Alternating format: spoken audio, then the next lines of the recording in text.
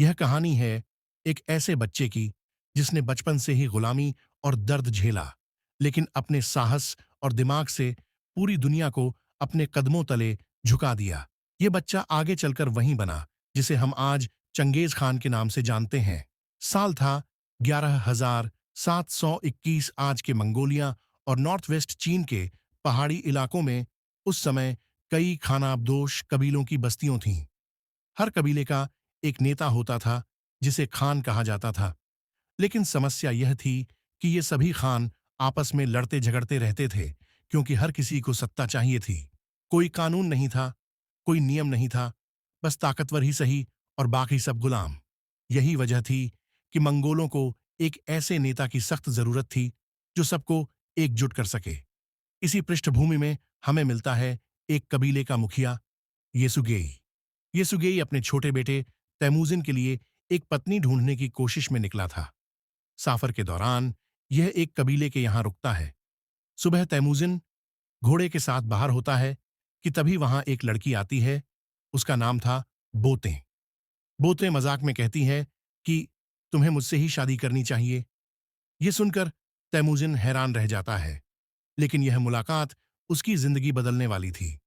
उस रात जब तैमूजिन अपने पिता से इस लड़की के बारे में बताता है, तो येसुगेई कहता है कि तुम्हें किसी ताकतवर कबीले की लड़की चाहिए ताकि हमारा रिश्ता और मजबूत हो। लेकिन तैमूजिन अपनी जिद पर अड़ा रहता है और कहता है कि वो अपनी पत्नी खुद चुनेगा। अगली सुबह परंपरा के अनुसार कबीलों की लड़कियों को पंक्ति में खड़ा किया जाता है। तैमूजिन एक एक कर सबको देखता है और आखिरकार वही बोरते उसे सबसे ज्यादा पसंद आती है और यहीं से उनकी शादी तय हो जाती है। शादी के बाद तैमूजिन को अपने पिता के साथ लौटना पड़ता है। जाते समय बोले उसे एक नेकलेस देती है और वादा करती है कि वह उसका इंतजार करेगी। लेकिन किस्मत ने कुछ और ही लिखा था। सफर के दौरान येसुगेई का सामना दूसरे कबीले के लोगों से होता है। शुरुआत में दोस्ती दिखाई जाती है, दूध की कटोरियों अदल बदल की जाती है, लेकिन उसी दूध में जहर मिला होता है। येसुगेई कुछ ही घंटों बाद गिर पड़ता है और उसकी मौत हो जाती है। तैमूजिन अभी बच्चा ही था। पिता की मौत के बाद उसके अपने ही लोग उरो छोड़कर चले जाते हैं, क्योंकि मंगोल परंपरा यही थी कि लोग सिर्फ ताकतवर नेता का साथ देते हैं। अब तैमूजिन और उसकी मां अकेले रह जाते हैं। मां बहुआ देती है उस गद्दार सैनिक की जिसने उनके घर और संपत्ति पर कब्जा कर लिया था। तेरी मौत मेरे बेटे के हाथों ही लिखी है। ये शब्द आगे चलकर हकीकत बनेंगे। पिता की मौत के बाद तैमूजिन और उसका परिवार अकेला पड़ चुका था। न कोई कबीला, न कोई सहारा।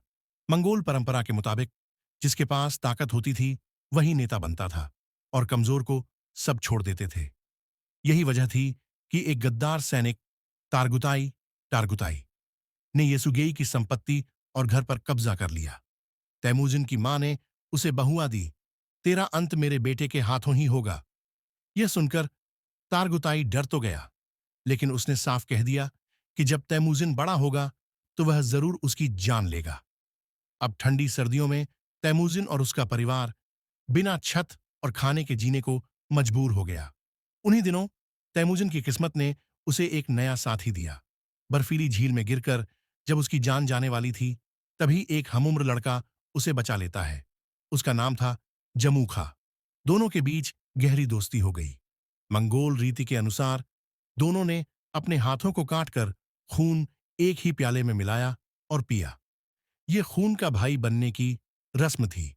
लेकिन तैमूजिन की मुश्किलें अभी खत्म नहीं हुई थीं। कुछ समय बाद तारगुताई के लोग उसे ढूंढकर पकड़ लेते हैं। मंगोल रिवाज था कि बच्चों को नहीं मारा जाता, इसलिए उन्होंने तैमूजिन को जिंदा तो छोड़ दिया, लेकिन उसके गले में लकड़ी का फंदा डालकर कैदी बना लिया। दिन बीतते गए।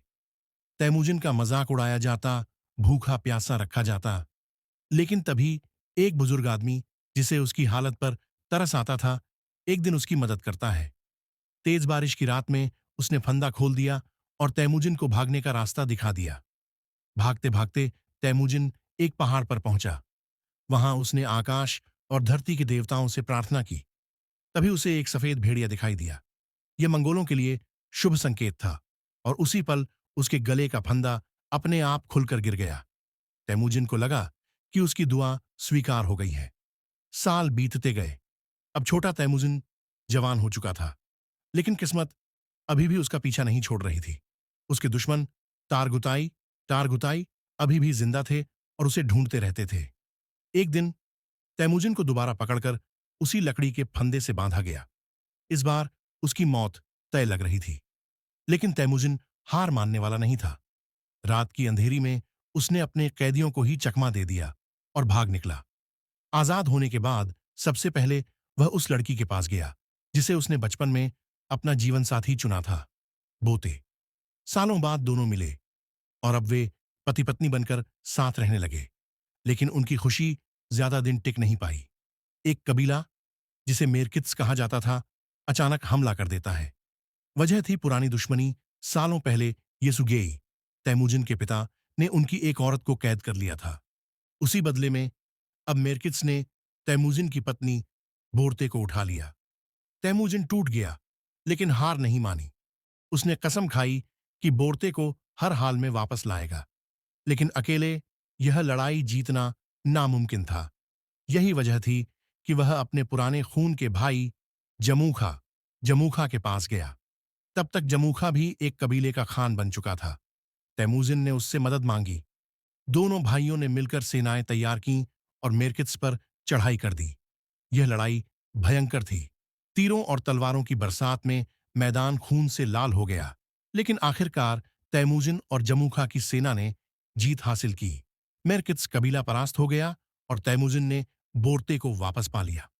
लौटते समय उसने एक ऐसा काम किया जिससे लोग उसका दीवाना बन गए।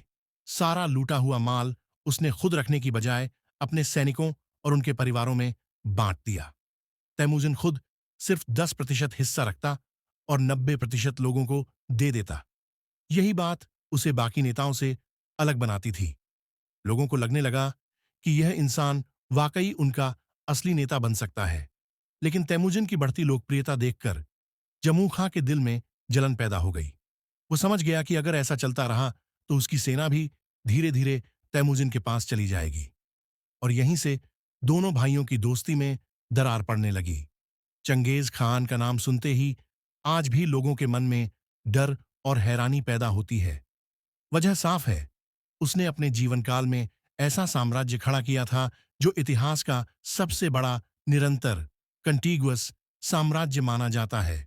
उसकी सेना सिर्फ लड़ाई जीतने में ही नहीं, बल्कि तेजी से आगे बढ़ने और रणनीति बनाने में भी माहिर थी।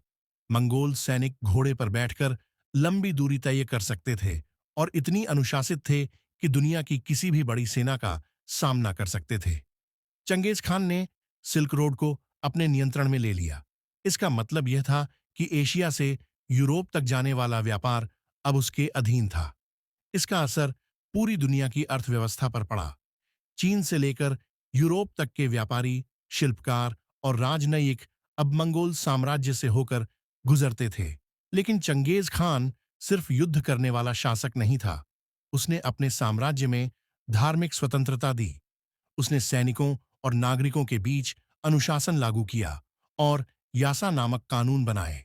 इतिहासकार मानते हैं कि उसने डाक प्रणाली, पोस्टल सिस्टम और तेज संचार व्यवस्था भी बनाई थी, ताकि उसका आदेश साम्राज्य के हर कोने तक तुरंत पहुंच सके। चंगेज खान की मृत्यु 1227 में हुई, लेकिन उसकी मौत का रहस्य आज भी बना हुआ है। कुछ इतिहासकार कहते हैं कि वह युद्ध में घायल होकर मरा, तो कुछ कहते हैं कि घोड़े से गिरने की वजह से उसकी जान गई। उसकी कब्र कहाँ है, ये आज तक किसी को पता नहीं चल पाया। मौत के बाद भी उसका नाम मिटा नहीं। उसके बेटे और पोते, खासतौर पर कुबलई खान, ने साम्राज्य को और आगे बढ़ाया और चीन में युआन वंश, युएन डिनेस्टी की स्थापना की। आज भी इतिहास में जब भी सबसे शक्तिशाली शासकों की बात होती है, तो चंगेज खान का नाम सबसे ऊपर आता है, क्योंकि उसने साबित कर दिया कि एक साधारण घुमंतू बच्चा भी अपनी ताकत, रणनीति और हिम्मत से पूरी दुनिया को झुका सकता है।